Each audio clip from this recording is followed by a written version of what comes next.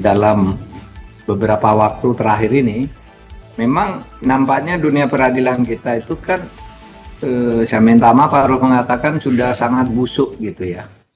Di mana-mana selalu terjadi korupsi, terutama kalau menyangkut kasus yang korupsi. Jadi korupsi itu menimbulkan korupsi baru justru di pengadilan. Jadi oleh sebab itu saya terus terang tidak tahu lagi ya, untuk mengatakan harus direformasi. Ini kan sudah produk reformasi. Jadi di awal reformasi itu kita menjadikan hakim itu sebagai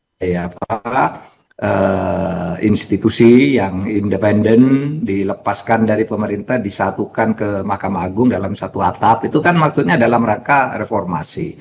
Lalu dibentuk komisi yudisial untuk ngawasi hakim semula, kemudian ditujukan malah ke hakim-hakim agung saja gitu, dibatasi.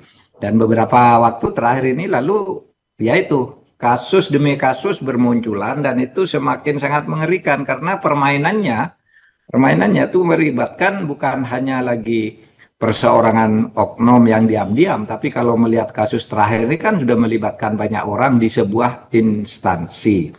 Nah, untuk itu saya lebih melihat pada politisnya. Itu rupanya sih Kejaksaan Agung ini sekarang bagus ya.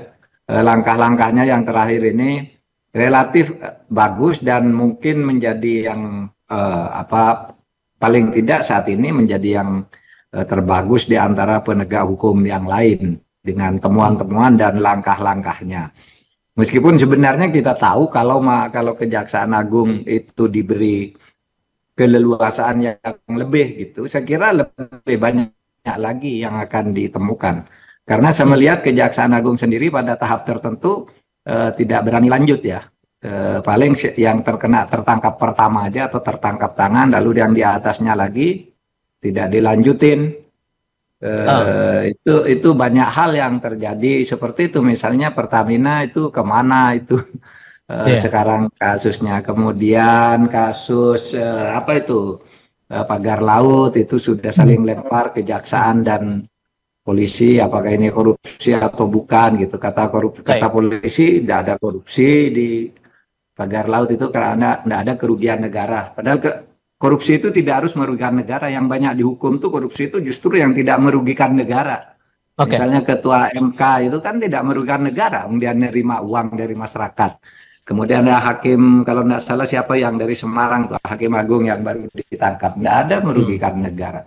Oh, ini integritas hakimnya. Saya kira integritas hakimnya mulai dari pimpinan sampai ke bawah. Kalau pimpinannya punya integritas, tidak akan terjadi hal yang seperti ini. Integritas untuk berani melakukan penataan dan melangkah secara lebih tegas terhadap kasus-kasus. Tidak lagi mencoba, misalnya seperti kasus Zaruf itu. Kan dulu dia disebutkan melibatkan banyak orang karena katanya ngurus perkara selama 10 tahun. Coba sekarang di pengadilan hanya dia sendiri yang muncul gitu ya. Tidak ada pelaku lainnya, tidak disebut. Nah, menurut saya, menurut analisis teman-teman ini banyak kemungkinan tuh banyak yang masih disimpan oleh Kejaksaan Agung. Dan Mahkamah Agung sekarang mungkin banyak kartu-kartu trufnya yang dipegang oleh Kejaksaan Agung, dan itu mungkin akan terus dibuka ya, sedikit demi sedikit.